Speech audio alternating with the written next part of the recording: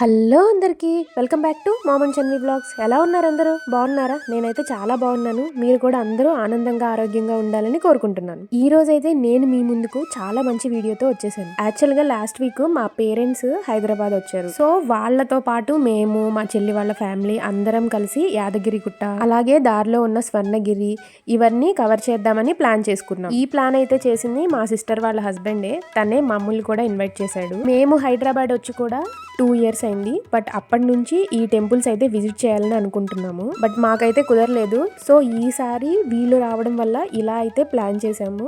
But మేము start అయిన రోజైతే మార్నింగే ఇలా వర్షం పడుతుంది. ట్రావెలింగ్ కోసం అయితే మేము ఆన్లైన్లో ఒక కార్ని బుక్ చేసుకున్నాము. రేవ్ అనే వెబ్సైట్లో.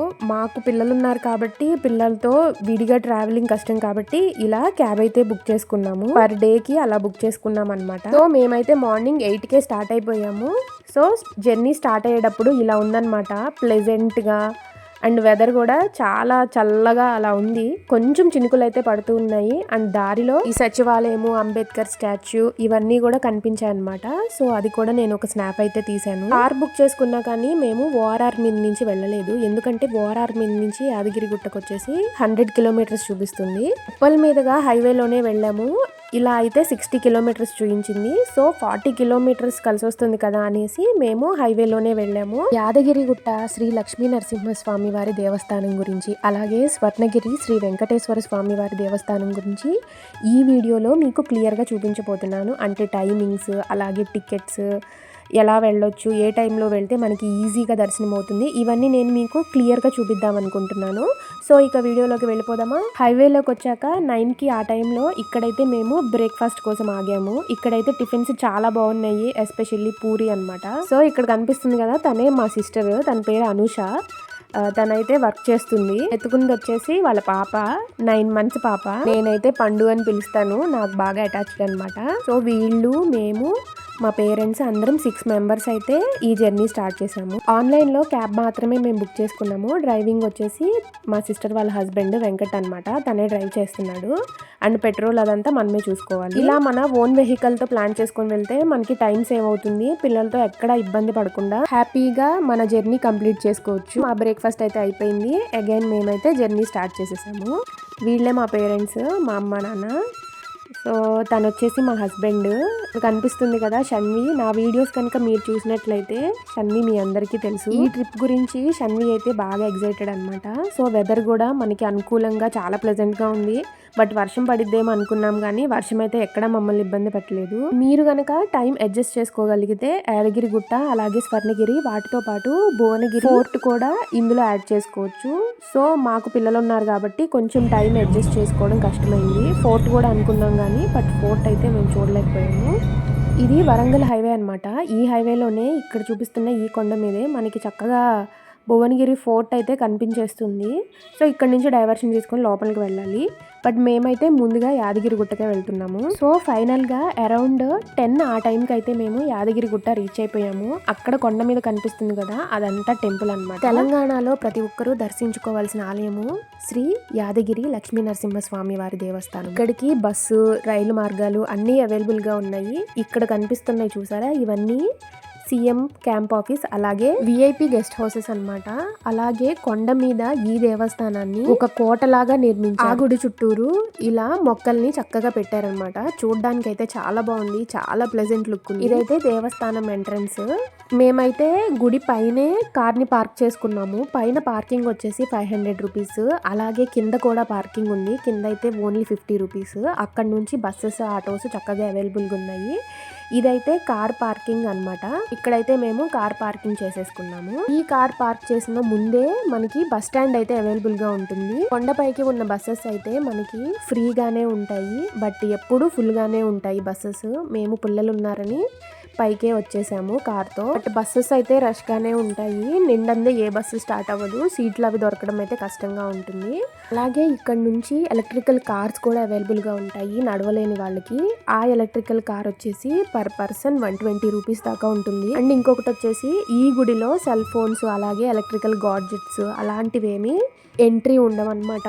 సో ఇక్కడ ఎంటర్ అవ్వగానే ఫోన్స్ పెట్టుకోవడానికి కూడా సెల్ ఫోన్ కౌంటర్ అయితే ఉంటుంది. మనం అందులో పెట్టుకోవచ్చు, లేదంటే ఇలా మనం ఏమన్నా ఓన్ వెహికల్స్ ఉంటే వెహికల్స్లోనే పెట్టుకొని వెళ్ళిపోవచ్చు. అలాగే ఇక్కడ చెప్పుల స్టాండ్తో పాటు జలప్రసాదము, లగేజ్ కౌంటరు ఇవన్నీ అవైలబుల్గా ఉంటాయి. ఇక్కడ స్వామివారిని దర్శించుకోవాలంటే మనమైతే 4 ఫ్లోర్స్ పైకి ఎక్కాలి. 4 ఫ్లోర్స్ మనకి క్యూ మార్గం అయితే ఉంటుంది. క్యూ మార్గంలోనే మనం కొబ్బరికాయలు వాటిని అయితే కొట్టుకోవాలి. ఇక్కడ గుడి లోపలికి ఈస్ట్ గోపురం ద్వారా వెళ్ళి వెస్ట్ గోపురం ద్వారా బయటకు వస్తాము. సో బయటకు వచ్చాక ఈ వెస్ట్ గోపురం దగ్గర చాలా మంది అయితే ఫొటోస్ దిగుతున్నారు. ఫొటోస్ దిగడానికి మనం సెల్ ఫోన్స్ ని మనం కింద ఎక్కడైతే సెల్ కౌంటర్స్ లో పెట్టామో వెళ్ళి తెచ్చుకొని ఇక్కడ బాగా ఫొటోస్ దిగొచ్చు అనమాట. మేము కూడా అలాగే చేసాము. దర్శనం అంతా అయిపోయాక బయటకు వచ్చాక మళ్ళీ వెళ్ళి ఫోన్ అయితే తెచ్చుకున్నాము. చాలా ఫొటోస్ దిగాము, అలాగే వీడియో కూడా షూట్ చేశాను. ఈ దేవస్థానంలోకి అయితే సెల్ ఫోన్స్ అవైలబుల్ గా లేవు. బట్ ఇక్కడ అటాచ్ చేసిన ఈ క్లిప్స్ అయితే గుడి రీఓపెన్ చేసిన కొత్తలో ఇవైతే కొన్ని క్లిప్స్ బయటకు వచ్చాయి. అవైతే నేను ఇక్కడ అటాచ్ చేస్తున్నాను. లోపల ఈ విధంగా ఉంటుంది అని. ఇలా లోపల గుడంతా చక్కగా బంగారం కలర్ లో మెరిసిపోతుంది. ఈ దేవస్థానం లోపల దాదాపుగా 600 విగ్రహాలు అయితే మనకి దర్శనమిస్తాయి. ఇక్కడ చూపిస్తున్న ఈ క్యూ లైన్ ద్వారానే మనము స్వామివారిని దర్శించుకొని తర్వాత బయటికి ఈ క్యూ లైన్ ద్వారా వెళ్ళిపోతాము. ఇక్కడ బంగారపు తోరణము, అలాగే ఒక ద్వారం దగ్గర శ్రీ లక్ష్మీ నరసింహ స్వామి వారి చరిత్ర మొత్తం చక్కగా పెట్టుంటుంది. అదైతే ఈ స్వామిని దర్శించుకున్నప్పుడు ఒక్కసారి క్లియర్ గా చూడండి. అలాగే ఇక్కడ స్వామివారు మనకి 5 రూపాలతో దర్శనమిస్తారు. జ్వాల, యోగ, నంద, గండబేరుండ, నారసింహ ఇలా 5 రూపాలతో దర్శనమిస్తారు కాబట్టి దీనిని పంచనారసింహ క్షేత్రం అని కూడా అంటారు.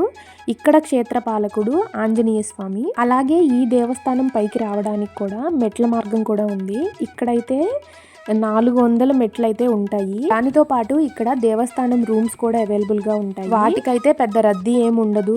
బట్ ఇక్కడ పేమెంట్స్ అన్ని క్యాష్ రూపంలో మాత్రమే చేయగలము. సో ఇక్కడికి వచ్చేటప్పుడు పేమెంట్స్ చేయడానికి కొంచెం క్యాష్ అయితే క్యారీ చేయండి. ఈ టెంపుల్ టైమింగ్స్ వచ్చేసి 7 AM to 9 PM. అలాగే ఇక్కడ దేవస్థానానికి సపరేట్ ఆన్లైన్ వెబ్సైట్ కూడా ఉంది. అందులో మనకు కావాల్సిన సేవలు కూడా బుక్ చేసుకోవచ్చు.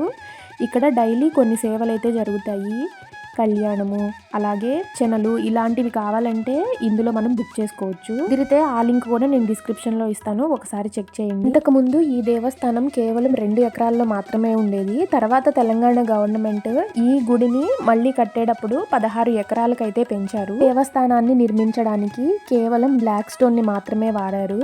దీనిని కృష్ణశిల అని కూడా అంటారు. ఈ కృష్ణశిలని కేవలం ఒకటే ప్లేస్ నుంచి తెప్పించి నిర్మించారు. కొన్ని దేవస్థానాలకి 2-3 శిలల్ని వాడుతూ ఉంటారు. బట్ ఇక్కడ మాత్రం ఏకశిలని మాత్రమే వాడారు. అలాగే ఈ దేవస్థానాన్ని పురాతన పద్ధతిలో నిర్మించారు. ఇక్కడ ఏ మాత్రం సిమెంట్ అయితే వాడలేదు. సిమెంట్కి బదులు సున్నము, అలోవెరా, కొన్ని రసాయనాలు వాడైతే ఇక్కడ గుడిని నిర్మించారు. ఈ దేవస్థానం పురాతన పద్ధతిలో నిర్మించినా గానీ ఈ దేవస్థానానికి అడ్వాన్స్డ్ ఫెసిలిటీస్ కూడా ఉన్నాయి. లైటింగ్, వెంటిలేషన్, సెక్యూరిటీ ఇలాంటి అన్ని రకాల ఫెసిలిటీస్ అయితే ఉన్నాయి. ఈ దేవస్థానం నిర్మాణానికి దాదాపుగా 5 సంవత్సరాలు పట్టింది.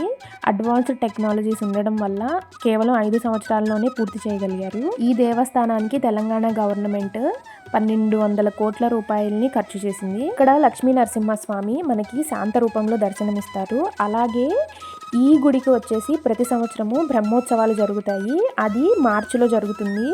ఆ టైంలో అయితే కొన్ని లక్షల మంది స్వామివారిని దర్శించుకుంటారు. అలాగే ఈ స్వామివారిని దర్శించుకుంటే అనేక రోగ పీడలు తొలగిపోతాయని ప్రసిద్ధి. ఇక్కడ దేవస్థానానికి స్థల పురాణం కూడా ఉంది. యాదర్శి మహర్షి ఈ కొండ మీద తపస్సు చేయడం వల్ల తర్వాత ఇది యాదగిరి గుట్టగా ప్రసిద్ధి చెందింది అని ప్రతీతి. సో దర్శనం అయిపోయాక మేమైతే అన్నప్రసాద సత్రంకైతే వచ్చేసాము. దీనికోసం కొండ కిందకైతే రావాలి. కళ్యాణకట్ట, బస్ స్టాండ్, అన్నప్రసాద సత్రము, పుష్కరిణి ఇవన్నీ పక్క పక్కనే ఉంటాయి. సో ఇక్కడైతే ఫుడ్ అంతగా బాగాలేదు. అలాగే ప్లేస్ కూడా అంత నీట్గా అనిపించలేదు. సో ఏదో లైట్గా తినేసి మా జర్నీ అయితే మళ్ళీ స్వర్ణగిరికి స్టార్ట్ చేసేసాము. వెళ్ళేప్పుడు ఒక వేలో వెళ్ళాము, వచ్చేప్పుడు అయితే వేరే వేలో అయితే వస్తున్నాము. ఇక్కడ నుంచి స్వర్ణగిరికి అయితే చాలా తక్కువ టైంలోనే వచ్చేసాము. మీరు క్లియర్గా చూసినట్టయితే కనిపిస్తుంది, అటు రైట్ సైడ్లో టెంపుల్ కనిపించింది కదా. సో అదే టెంపుల్ అన్నమాట. ఈ టెంపుల్ రీసెంట్ గానే కన్స్ట్రక్ట్ చేశారు కాబట్టి రోడ్ ఫెసిలిటీ అయితే అంత బాగా అనిపించలేదు. వర్షాలు పడితే అయితే చాలా ఇబ్బంది పడాలి. హైవే నుంచి ఈ స్వర్ణగిరి దేవస్థానం అయితే ఒక 3-4 కిలోమీటర్స్ లోపలికే వెళ్ళాలి. దేవస్థానానికి బస్సు ఆటోలు కూడా ఫ్రీక్వెంట్ గానే తిరుగుతున్నాయి. బట్ ఓన్ వెహికల్ తో వెళ్తే ప్రాబ్లం ఉండదన్నమాట. సో 2 గంటలకి ఆ టైంకి అయితే మేము ఇక్కడికి రీచ్ అయ్యాము. ఇక్కడ చూపిస్తుంది వచ్చేసి టెంపుల్ ఎంట్రన్స్ అన్నమాట.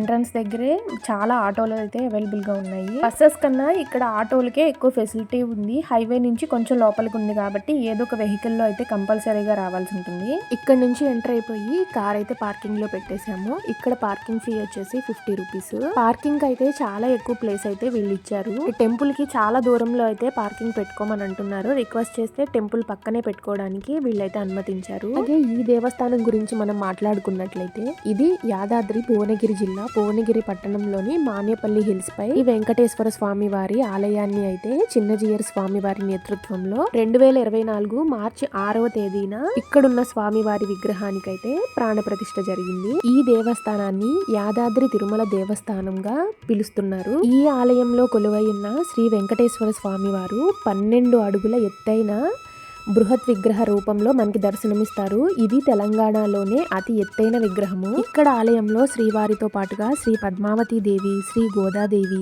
శ్రీ మదన గోపాల స్వామి, శ్రీ గరుడాల్వార్, శ్రీ రామానుజాచార్య ఉపాలయాలు నిర్మించబడ్డాయి. ఈ ఆలయం కూడా పురాతన పద్ధతిలోనే నిర్మించబడింది. ఈ యాదాద్రి తిరుమల దేవస్థానం దాదాపుగా 22 ఎకరాల్లో నిర్మించబడింది. దేవస్థానాన్ని నిర్మించిన కొండకి స్వర్ణగిరి అని నామకరణం చేశారు. అలాగే ఈ కొండ ఎక్కడానికి కూడా మెట్ల మార్గం ద్వారా వెళ్ళొచ్చు.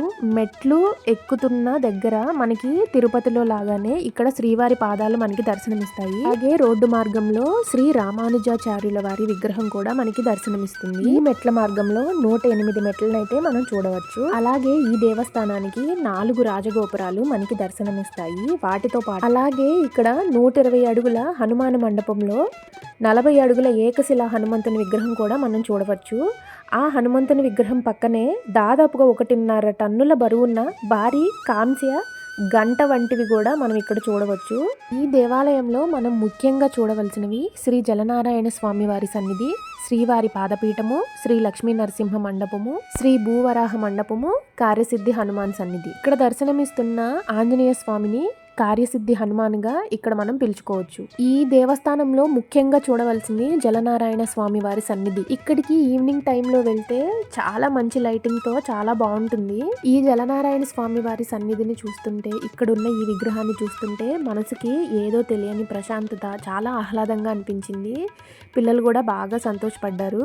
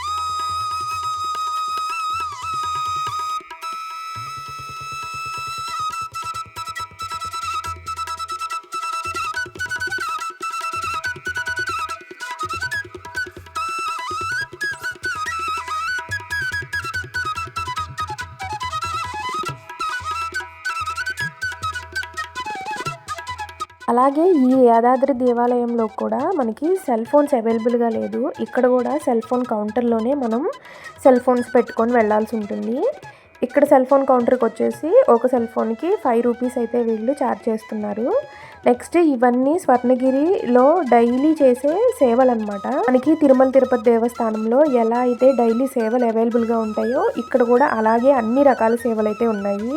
అలాగే 60 ఇయర్స్ అబోవ్ ఉన్న వాళ్ళకి లేదా పిల్లలు ఉన్నవాళ్ళు ఇక్కడ దర్శనం చేసుకోవాలంటే వాళ్ళకి స్పెషల్ టైమింగ్స్ కూడా ఉంటాయి. ఈవినింగ్ 4 to 5, మార్నింగ్ 9 to 10 ఇలా 2 టైమ్స్ అయితే ఉంటాయన్నమాట. ఇక్కడ చూపిస్తున్నది వచ్చేసి మెట్ల మార్గం నుంచి వస్తే ఈ దారి ద్వారా మనం లోపలికి రావాలి. అలాగే ఇక్కడ దేవస్థానానికి టైమింగ్స్ కూడా ఉంటాయి. మేమైతే వచ్చేటప్పటికి దాదాపుగా 2:20 అయింది. ఆ టైంలో అయితే దర్శనం క్లోజ్ చేశారు. 2:30కి మాత్రమే దర్శనం ఓపెన్ చేస్తారంట. సో క్యూ ఓపెన్ చేసే టైంకి అయితే బాగా రష్ ఉంది. వీక్ డేస్లో వెళ్ళినా కానీ ఈ టెంపుల్ కొత్తగా కన్స్ట్రక్ట్ చేశారు కాబట్టి చాలా రష్ అయితే ఉంది. ఇంకా వీకెండ్స్లో అయితే చాలా బాగా రష్ ఉంటుంది. ఇక్కడ చూపిస్తున్న ఈ క్యూ ద్వారానే మనం గుడి లోపలికి వెళ్తాము. అలాగే ఇక్కడ శ్రీకృష్ణార్జున మహాభారతంలోని రథం అయితే పెట్టారు. నాకు ఇదైతే చాలా బాగా ఇక్కడ ప్రతి స్తంభంలో కూడా ఇలా చాలా డీటెయిలింగ్ ఉండేలాగా నిర్మించారు. దీని మీద అయితే ప్రతి స్తంభం మీద యాదాద్రి తిరుమల దేవస్థానం అయితే మెన్షన్ చేశారు. మీరు వీడియోలో క్లియర్గా చూసినట్టయితే కనిపిస్తుంది. ఇవన్నీ కూడా చాలా బాగా అనిపించాయి. ప్రతి డీటెయిలింగ్ కూడా కనిపిస్తుంటే. సో ఇదైతే సెల్ ఫోన్ డిపాజిట్ కౌంటర్ అనమాట. సో నేను చెప్పాను కదా 5 రూపీసే అని.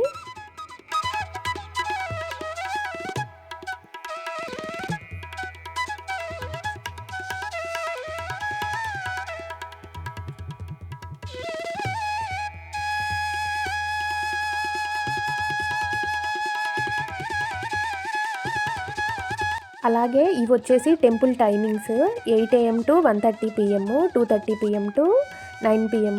ఇక్కడ కనిపిస్తుంది అయితే ఇది ఆఫీస్ అనమాట. ఇక్కడే మనము ఒక లెటర్ తీసుకోవాలి. పిల్లల ద్వారా మనం దర్శనం చేసుకోవాలనుకున్నా, లేదంటే 60 ఇయర్స్ అబోవ్ వాళ్ళకి, లేదంటే ఫిజికల్లీ హ్యాండిక్యాప్డ్ వాళ్ళకి ప్రత్యేక దర్శనం కావాలంటే ఇక్కడైతే ఒక లెటర్ తీసుకోవాలి. వాళ్ళు ఈ సదుపాయాలన్నీ మనకి ప్రొవైడ్ చేస్తారు. సో 10:30 AM to 12 PM, అలాగే 4:30 PM to 6 PM ఇవి టైమింగ్స్ అనమాట. తర్వాత ఇక్కడ కనిపిస్తున్న ఈ బిల్డింగ్ శ్రీవారి వైభవోత్సవ మండపము అని మెన్షన్ చేశారు. ఇందులో అయితే మీరు క్లియర్గా గమనించినట్లయితే నగలు అలాంటివన్నీ దర్శనమిస్తున్నాయి. బట్ ఇది ఏ పర్పస్కి యూజ్ చేస్తారో అని అయితే నాకు తెలియలేదు. మీకేమన్నా ఐడియా ఉంటే నాకు కామెంట్ సెక్షన్లో మెన్షన్ చేయండి. మేబీ ఉత్సవాలు ఆ టైంలో ఇందులో చేస్తారేమో అని అయితే మేము అనుకున్నాము. ఈ దేవస్థాన సమీపంలో కనిపిస్తున్న ప్రతి శిల మీద, ప్రతి రాయి మీద చాలా డీటెయిల్డ్గా అయితే చెక్కారు. దర్శనం కంప్లీట్ అవ్వడానికి 1 hour దాకా పట్టింది. ఎందుకంటే కొంచెం రష్గా ఉంది. మేము గుడి రీఓపెన్ చేసే టైంకి వెళ్ళాం కాబట్టి. సో దర్శనం అయితే కంప్లీట్ చేసేసుకొని బయటకైతే వచ్చేసాము.